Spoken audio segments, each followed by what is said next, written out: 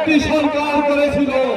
আপনারা দেখেছেন 2018 সালে রাতের অন্ধকারে ব্যালট বাক্স ভরে একটি নির্বাচন করে হয়েছিল। 2024 সালের 7ই জানুয়ারি হয়েছিল প্রহসনের নির্বাচন। মানুষের অধিকার হারিয়েছিল। বারবার যখন দেশের মানুষ তাদের অধিকার হারিয়েছিল, তখন দেশের মানুষের নেতৃত্বের সম্মুখে এসেছিল জিয়া পরিবার। যেমনটি 1971 সালে নেতৃত্বহীন জাতির সামনে স্বাধীনতার ঘোষণা দিয়ে বাংলাদেশের মুক্তিযুদ্ধে নিজের হাতে অস্ত্র নিয়ে রণাঙ্গনে যুদ্ধ করেছিলেন শহীদ রাষ্ট্রপতি জিয়াউর রহমান। প্রিয় বন্ধুরা, আমরা দেখেছিলাম 1981 সালে যখন আবার বাংলাদেশের সার্বভৌমত্ব হুমকির মুখে এসেছিল, তখন আবার এক দলীয় ব্যবস্থা, শাসন ব্যবস্থা থেকে বাংলাদেশে বহুদলীয় গণতন্ত্র উপহার দিয়েছিল শহীদ জিয়াউর রহমান।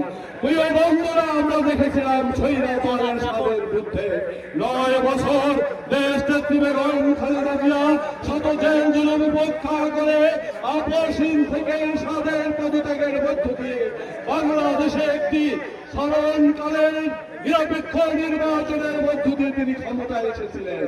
প্রিয় বন্ধুরা, আমরা যদি সেই দিকে তাকাই, আমরা দেখব গত 13-17 বছর বাংলাদেশের মানুষ যখন অধিকার হারিয়েছিল, তখন আবার দেশের নেতৃত্ব দিয়েছিলেন জিয়া পরিবারের সুযোগ্য সন্তান জিয়াউর রহমান এবং খালেদা জিয়ার উত্তরসূরি তারেক রহমান।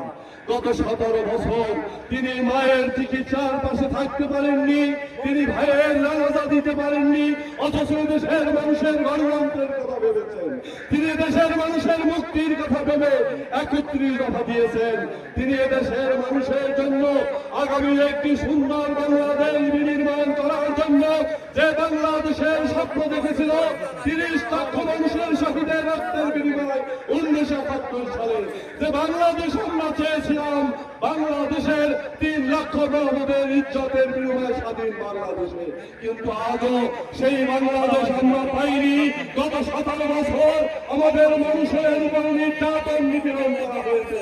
আমাদের বহু নেতা কর্মী এখনো গুম হয়ে আছে, তাদের স্ত্রীরা জানে না তারা বিধবা, তাদের স্বামী বেঁচে আছে, তাদের সন্তানরা জানে না তারা এতিম না তাদের বাবা বেঁচে আছে, তাদের মা জানে না তার সন্তান আর কখনো তার সামনে এসে সেই মধুর কণ্ঠে মা শব্দটি উচ্চারণ করবে কিনা। তার মধ্য থেকে আবার আমাদের এই জাতির দিশা হয়ে দাঁড়িয়েছেন তারেক রহমান, যিনি বাংলাদেশকে একটি আধুনিক বাংলাদেশ তৈরি করা